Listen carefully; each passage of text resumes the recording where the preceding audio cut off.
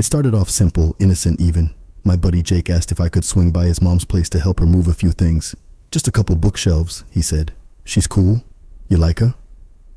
I'd seen her in passing once or twice, maybe at a barbecue or when she dropped him off freshman year, but that was years ago. I didn't remember much except that she had this kind of quiet confidence, the kind that made a room pause without even trying. Her name was Elena. When she opened the door, she smiled like we were already in the middle of a conversation. Her hair was pulled up in a messy bun, a smudge of paint on her wrist, sleeves rolled to her elbows.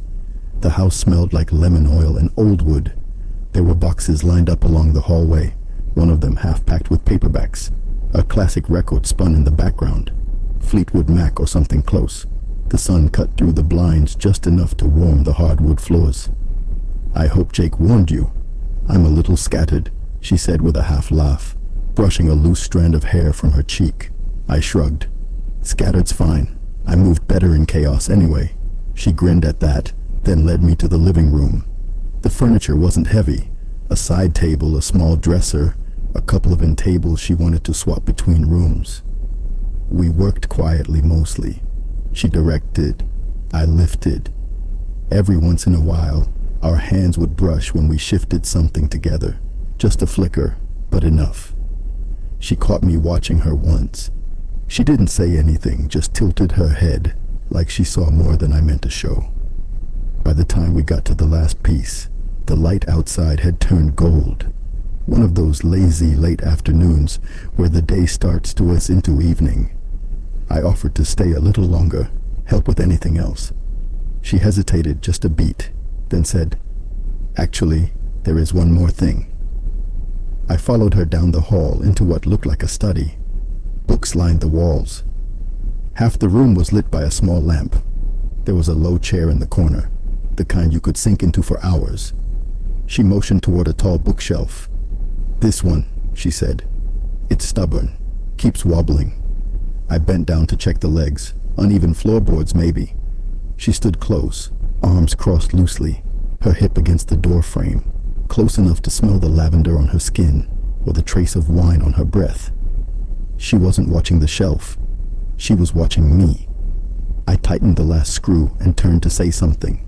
I don't remember what. Doesn't matter because right then she stepped forward, and without a word she reached past me and shut the door.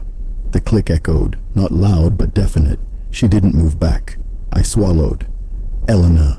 She looked up, and there was something in her eyes I hadn't seen before. Not just warmth, not just curiosity, something that dared me to stay. That's when the doorbell rang and we both froze. The doorbell kept ringing 2 more times, sharp and impatient, but neither of us moved. Elena glanced toward the hallway, then back at me. "Probably a delivery," she said, but her voice was tight, like something had snapped inside her. She opened the door without looking at me, and just like that, the moment evaporated. I heard her speak to someone, a quick exchange about a package, a mumbled, "Thank you." Then her footsteps padded back down the hallway. When she returned, she didn't look at me right away. She leaned against the door frame, arms folded, that same smudge of paint still on her wrist. Her silence filled the room like fuck. "I'm sorry," she said finally. I shouldn't have done that." I nodded slowly. "But I didn't mean it." "Not really. It's okay." She smiled. Not the warm kind from earlier, but one of those tight-lipped ones people wear when they're bracing for impact. "You probably think I'm ridiculous," she said. Some bored middle-aged woman making things weird with her son's friend. Her words landed harder than I expected. Not because they weren't true, I was Jake's friend and she was older, but because she sounded like someone who'd convinced herself of that line a long time ago, like she'd used it to keep everything in check. "You're not ridiculous," I said, maybe too quickly. She looked up at me, and for a second I saw her soften. Not toward me, not yet, but toward herself, like she was letting herself be human. "I haven't been with anyone in a long time," she said quietly. "After my divorce, I told myself I was done trying. I got tired of being hurt, tired of guessing what people wanted from me." She didn't say it for sympathy. It sounded more like confession than play. I sat down on the edge of the bookshelf I'd just tightened. "I get it," I said. "My last relationship ended 2 years ago." She said I didn't know what I wanted. Maybe she was right. She raised an eyebrow, and now I met her eyes. Now I think I'm starting to. She stepped into the room slowly and sat in the low chair across from me. Her knees brushed mine as she settled in, and neither of us pulled back. The space between us shrank without effort. The lamp cast soft shadows across her face, and in the quiet that followed, I could feel the shift. Something unsaid stretched between us, delicate, untested, but real. She reached for a book on the table beside her. An old hardcover cracked along the spine and turned it over in her hands. "Jake used to fall asleep listening to me read this," she said with a small laugh. "He was 5, wouldn't go to bed without it." There was warmth in her voice, but something else too, a flicker of guilt, maybe a reminder of what this was, of what I was, and still neither of us moved. The back of her hand brushed against mine on the table, just a touch, but it stayed. She pulled her hand back first, not fast, just enough to break the moment. I felt it, the retreat. The way she sat up straighter, smoothed her skirt, avoided my eyes. Whatever was about to happen, whatever we almost let happen, she was backing away from it. "Eleanor," I started, but before I could finish, the front door creaked open. We both froze. "Mom." Jake's voice echoed through the hallway. "You home?" Panic ripped through me. I stood up too quickly, knocking my knee against the bookshelf. Elena's eyes shot to the door, then to me, wide, uncertain, everything unspoken. Suddenly, a threat. "I didn't know he was coming," she whispered. Too late. Jake's footsteps thudded down the hall, and a second later he stepped into the room. He saw us instantly, me standing stiff and flushed, his mom sitting a little too properly in the chair across from where I'd been. He frowned. "You guys good?" Elena was the first to recover. "Yeah, just talking about the shelf." He fixed it. I tried to nod. I think I even smiled, but my face felt wrong, like I was wearing the wrong skin. Jake didn't seem suspicious, just confused. "Cool. I forgot my charger. I'll grab it and head out." He turned back toward his old bedroom. We listened to him go, the door open, then shut, muffled, rummaging behind it. Elena exhaled, but she didn't look at me. "I should go," I said quietly. She stood, walked past me toward the hallway. Probably best, but when she reached the doorway, she stopped, her back still to me. "I shouldn't have asked for your help," she said, voice low. "You didn't do anything wrong." She half turned, didn't I? I didn't know how to answer that. Maybe we both had. Maybe neither of us had the words for what this was. Footsteps returned. Jake came back in, charger in hand, completely unaware of the storm he'd walked into. "Thanks again, man," he said, clapping me on the shoulder. "You're a lifesaver." I nodded, managed to say any time, and watched as he gave his mom a quick hug. "Love you," he said. "Love you too," she replied, her voice barely above a whisper. He left. The door closed behind him. The silence afterward was deafening. I turned to her. "This, whatever this is, it's not nothing." She looked at me, and for a second, I saw it all in her eyes. Fear, want, guilt. "I know," she said. I took a step closer. She didn't move. "I think about you," I admitted even before today, more than I should. Her breath caught. "He's my son. I know. We can't. I know." And still we stood there, inches apart, not touching, not daring to move. The room felt charged, like one wrong word could collapse at all. But in that silence, in that distance, everything was said. Then her phone buzzed on the table. A message lit up the screen, and her face went pale. Elena stared at the phone like it had just betrayed her. I stepped closer, but she didn't move to pick it up. The screen was still lit, a name I didn't recognize. Mark Dinner. Her jaw tightened. Elena, who's Mark? She turned slowly, guarded now. "My ex. We've been talking, trying to stay civil." "Civil," I repeated, my voice coming out harder than I meant. "Or something else." She flinched. "What are you asking me?" I didn't know, or maybe I did, and just didn't want to say it out loud. This wasn't supposed to matter. She was my friend's mom. She had a life, a past, and I wasn't supposed to care who she was texting, but I did. I'm asking if I'm just some stupid distraction, I said, stepping back, trying to laugh it off, failing miserably. Her eyes narrowed. Don't do that. Do what? Punish me for your feelings. You knew what this was? No, I said. I didn't. I thought maybe it was something real. I thought I wasn't the only one. You aren't, she snapped. Too fast, too raw. The silence that followed felt like a breath held too long. I'm not playing games with you, she said softer now. But I have a life, I have a son, and I'm scared of what happens if this goes any further. I stared at her, chest tight. So what? We just pretend none of this happened. Pretend I didn't feel something in that room. She looked like she wanted to say yes, but she couldn't. Not honestly. I don't know what to do with this, she said, voice shaking. You make me feel alive again, and that terrifies me. She finally picked up the phone, stared at the message, thumb hovering over it, and then as she put it down, I don't want him, she said. Mark, that dinner, that message, it's habit. It's safe, but it's not what I want. I stepped closer, hard hammering. Then what do you want? She looked at me like the answer might break her. You.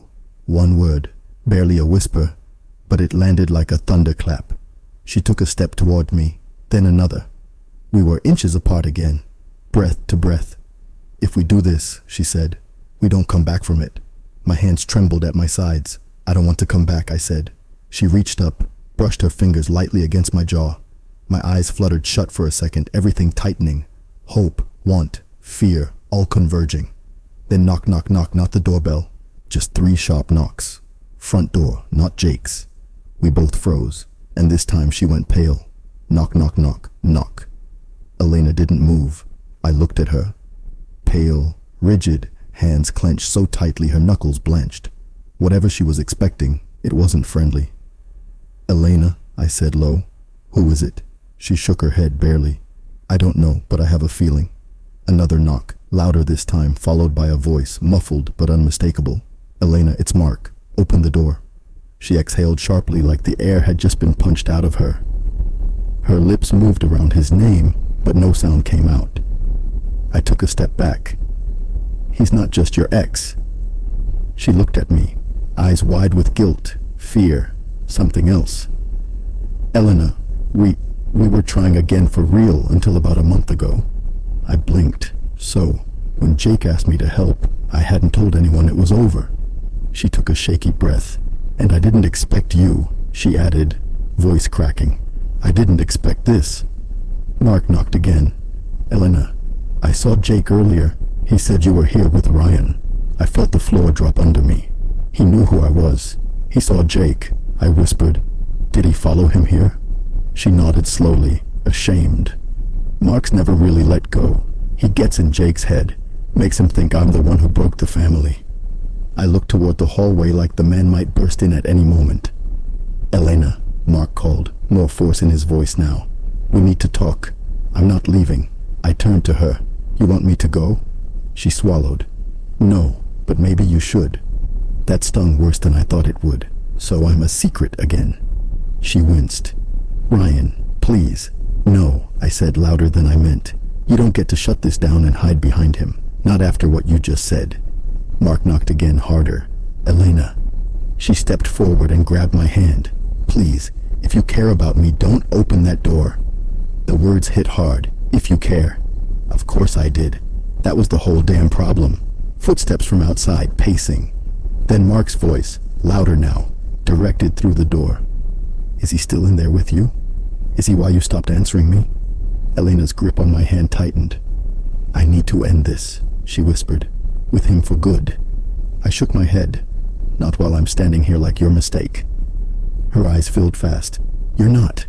I stepped back, torn between anger and heartbreak. Then prove it. She didn't answer. Then from outside, Jake's going to love hearing about this. That did it. She spun toward the door, eyes flashing. No, he will not drag my son into this. And just like that, Elena made her choice. She strode down the hallway, hand on the doorknob. I followed, hard hammering, not knowing if I was about to lose her or watch her finally take control. She opened the door. Mark stood there taller than I expected, face hard, phone in hand. "I knew it," he muttered, seeing me behind her. "You're screwing the kid." Before she could answer, I stepped forward. "No," I said. "I care about her, and that's more than you ever did." He looked at me, then at her. Then he smiled and held up his phone. "I just sent that to Jake." Elena stared at Mark like he'd slapped her. For a moment, no one spoke. The hallway felt too narrow, the air too thick. The silence screamed louder than anything else. Then she stepped out onto the porch and shut the door behind her, leaving me inside, holding my breath, my heart, everything we almost had. I heard her voice through the wood. Steady, firm. "You crossed a line." Mark scoffed. "I told you Jake deserved to know. You think he won't care that his mom's sleeping with his friend?" I stepped closer, leaned against the door to hear. "I'm not ashamed of who I care about," she said. "But what you just did, that wasn't about Jake. That was about control." "No," Mark snapped. "That was about the truth. You want to play house with some kid? Fine. But don't act like you didn't lie to everyone to get here. You don't get to rewrite the past just because I stopped coming back to you." I pressed my forehead to the wood. I shut. My chest ached. I hated him, sure, but I hated how much truth there was in his last words. We had been lying to ourselves to Jake, pretending we were in control of something that had taken us both by surprise. I opened the door. Mark turned toward me. Elena didn't go, I said. He laughed. "Or what?" I stepped between them. "You already sent the message. You've done your damage. Now leave." He looked at Elena one last time as if hoping she'd stop him. She didn't. Her eyes were locked on mine now. Mark left without another word. When the car pulled away, she finally spoke. "I didn't mean for this to happen. I know. I never wanted to hurt Jake." "You didn't," I said. "He did." She shook her head, almost smiling, almost crying. "No, I did. I let it get this far without being honest." I stepped closer. "What now?" She looked up at me, and in her eyes was everything we tried to suppress. Want, regret, hope. "I don't know," she said. "I want to run after you. I want to slam the door. I want to start over. I want to undo it. I want all of it too," I said quietly, "and none of it." We stood there for a long moment, everything exposed, nothing left to hide behind. "I love how you make me feel," she said finally. "Seen like I'm not just someone's mom, not just someone's ex, like I'm still me." I nodded. "You are." She took my hand gently, not like a promise, but like a moment she needed to hold on to. "Whatever happens next," she said. "Thank you for reminding me." I wanted to kiss her. I wanted to stay. Instead, I let her hand go. "I'll give you space," I said. She nodded but didn't look away. And as I stepped down off her porch, neither of us said goodbye. It's been 6 weeks. I haven't seen Elena since that day on her porch. Jake never brought it up, not directly. There was one tense phone call a few days later where he asked if I was good, but I could hear it in his voice. He knew, or at least he suspected.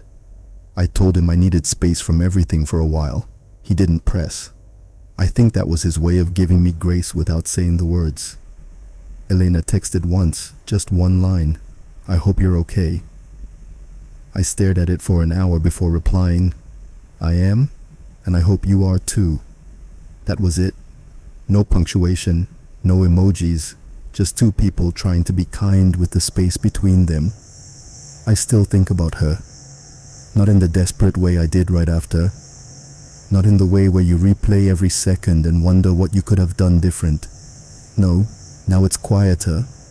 Like remembering a song that once meant something and still kind of does. Even if you don't play it anymore, she meant something, still does. I realized it wasn't just about her. It was about what she reminded me of. That love can find you in impossible places. That sometimes connection comes wrapped in complication, and you have to decide what kind of life you're willing to build around that. She chose her peace, her son, her self-respect. I chose to let go, and in a weird way, that's love too. Last week, I went back to that bookstore we talked about, the one she said had the best lemon scones and never played bad music. I sat in the corner reading something I probably wouldn't have touched a year ago, and I thought, this is a beginning. I'm not bitter. I'm grateful. We didn't burn down our lives. We walked out of the fire holding on to the parts that mattered. Clarity, honesty, something almost like forgiveness. Do I miss her? Yes. But I don't regret anything, because for a moment we saw each other, not as labels, mom, friend, past, future, just two people who needed something real and found it, even if only for a heartbeat. And that heartbeat changed me. So, yeah, I'm okay, better even. And if she ever walks into that bookstore one day, maybe 6 months from now, maybe 6 years, I'll smile. I'll thank her again silently. And maybe, just maybe, we'll sit down and talk like old friends who remember what it felt like to risk everything and still walk away whole. Did you enjoy the story? What kind of stories would you like to hear next? Let me know.